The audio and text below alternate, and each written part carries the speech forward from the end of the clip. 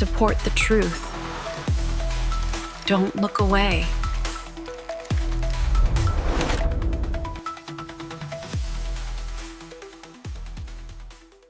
Paris, still asleep.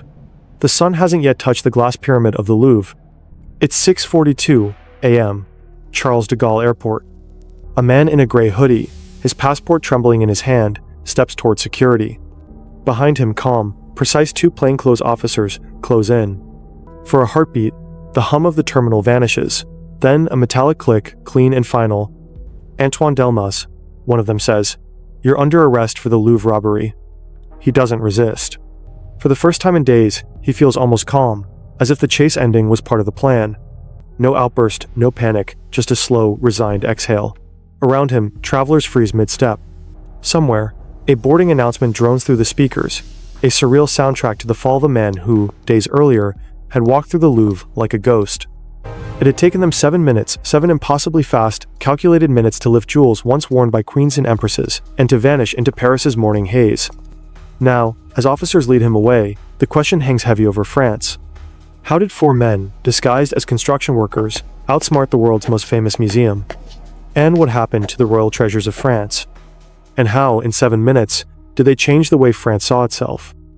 To understand the 7-minute Louvre heist, you have to step back long before the white truck parked beside the glass pyramid. Before the masks, before the glass shattered, there were years of small crimes, silent rehearsals for something bigger. The story begins in Marseille, a city where sun-baked concrete meets the edges of the underworld. Among the docks and narrow alleys, Antoine Delmas, 38, grew up learning 2 trades, welding and theft. He wasn't a criminal by instinct, but by inheritance, born into a world where survival meant skill, not law. His father worked construction, his uncle stripped luxury cars by night. The line between honest work and survival was always blurred. By his late 20s, Antoine had a reputation not violent, not reckless, but meticulous. He could bypass alarms, clone access cards, and walk through a locked door as if it were made of air. Every master thief begins with a whisper. Karim's came from across the Mediterranean.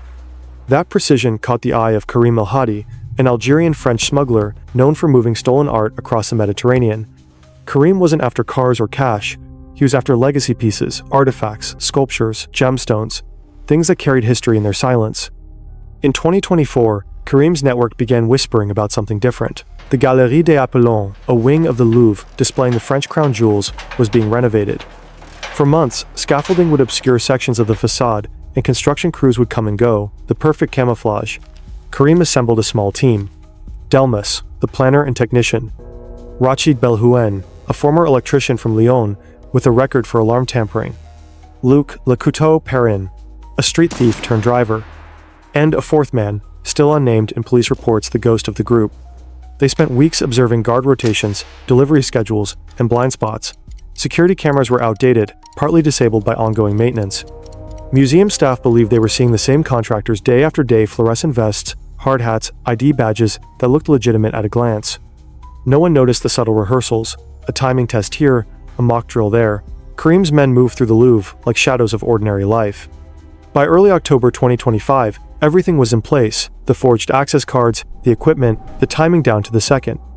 Antoine Delmas had one rule: we don't take paintings, paintings talk, jewels vanish.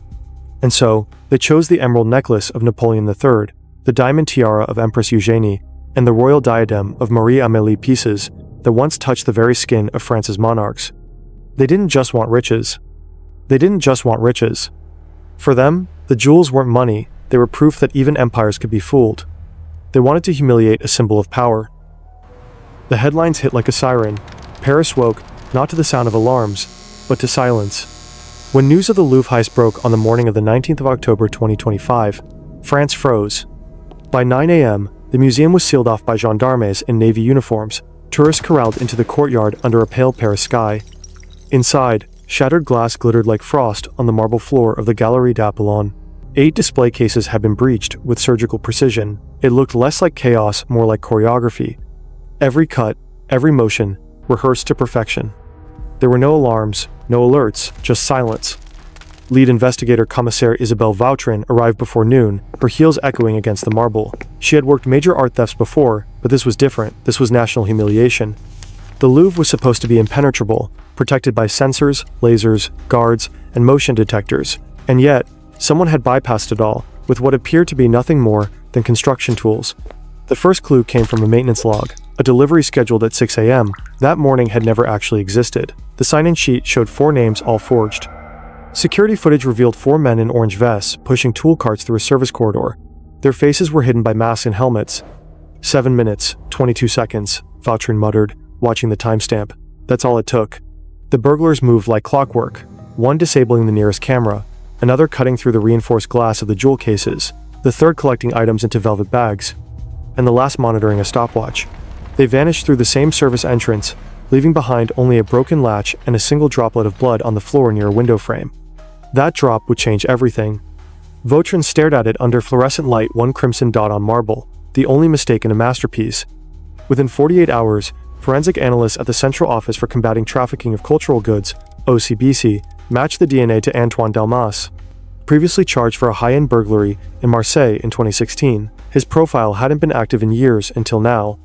Interpol issued a red notice, tracing possible movements across Belgium, Algeria, and northern Italy. But the team didn't scatter immediately. They hid in plain sight, blending back into their construction shifts. Then came the break. At Charles de Gaulle Airport on October 26, security cameras spotted Delmas checking in for a flight to Algiers. He looked exhausted, carrying only a backpack and a small toolbox ordinary enough, until his name flashed red on a watch list. The arrest was quiet, but it detonated like a bomb in the media. Within hours, France's Minister of Culture called it an attack on our heritage. Outside the Louvre, a curator wept, not for the jewels, but for the silence they left behind.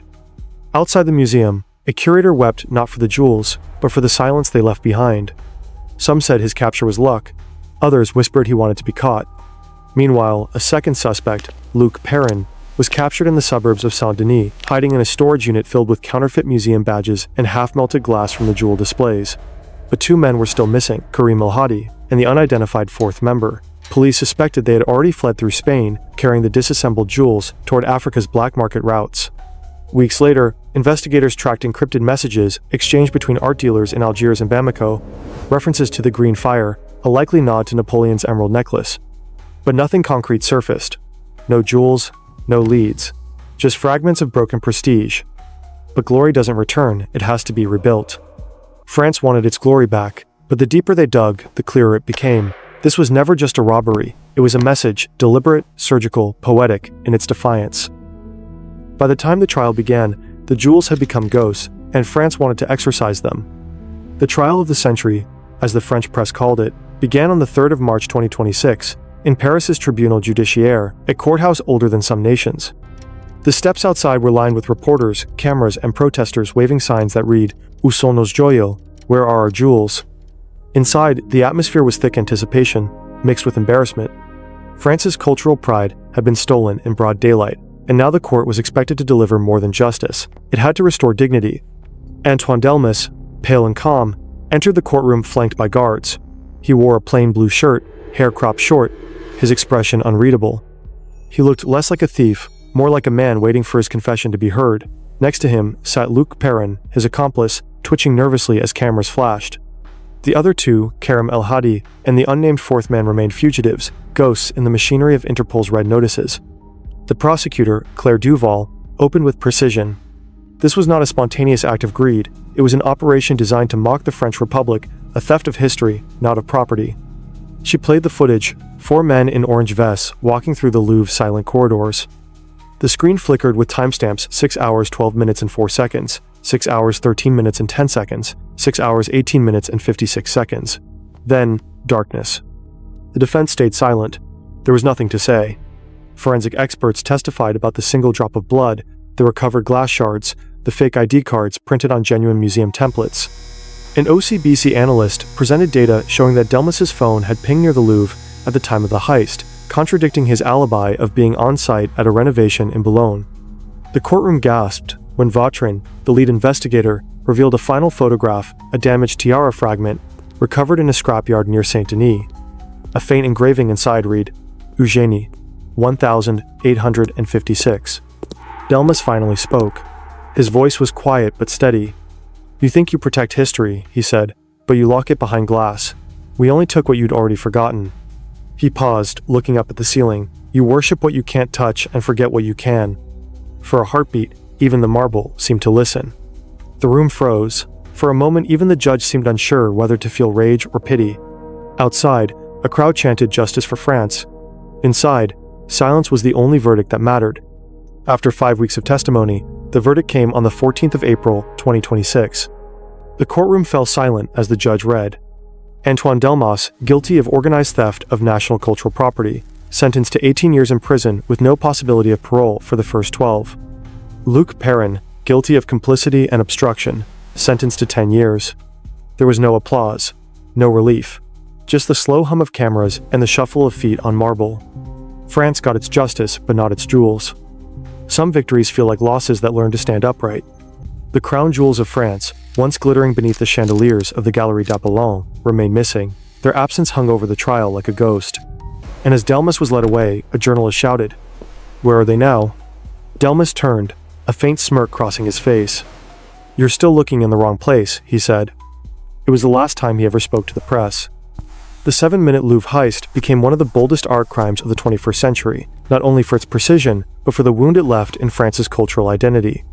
Despite arrests and international pressure, the royal jewels remain lost, scattered, or dismantled beyond recognition. A perfect crime, perhaps, but one that cost France something far greater than diamonds. Months after the verdict, the Galerie d'Apollon reopened. The glass had been replaced, the lighting recalibrated, and the display cases stood empty, stark reminders of what had been taken. A small plaque read, "In memory of the jewels lost on the 19th of October 2025. Visitors stood in silence before it. Children pressed their faces against the glass, expecting sparkle. There was none. They didn't know they were staring at history's outline. The Louvre's new director, appointed after a wave of resignations, doubled security and invested millions in AI-driven surveillance.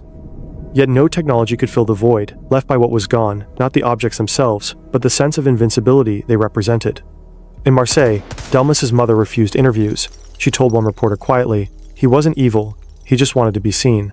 Luc Perrin, serving his sentence in Fleury-Mérogis prison, was said to have found religion. He paints now scenes of light refracting through broken glass. The 2 fugitives remain unaccounted for. Interpol periodically releases new alerts, claiming sightings in Morocco, Mali, and even Brazil, but none confirmed. Some investigators believe the jewels were dismantled within 48 hours of the heist, the stones sold separately, their provenance erased forever. Rumors said one of them lived quietly in Tangier, painting ocean scenes with green flecks like emeralds. In the art world, collectors whisper that fragments may already sit in private vaults, diamonds stripped of identity, emeralds recut and renamed. "The jewels live on," one smuggler told Le Monde, "just not as France remembers them." Politically, the scandal reshaped museum law. France introduced the Cultural Heritage Protection Act of 2026, mandating full surveillance audits and stricter vetting for contractors. But the legislation came too late to restore faith in the nation's guardianship of its own history. As for the public, fascination lingered. Netflix documentaries, podcasts, think pieces, all trying to answer the same question: how did it happen? But the deeper question was harder: why did it resonate? Perhaps because, in a single act of elegance and defiance, 4 men exposed the fragility of power, that even the treasures of kings could vanish, silently, in 7 minutes. And under the glass pyramid, amid the murmur of tourists, the Louvre still glows at dusk, magnificent, haunted, and forever missing a piece of itself. And beneath that glass, the silence still waits 7 minutes long, and counting. Support the truth. Don't look away.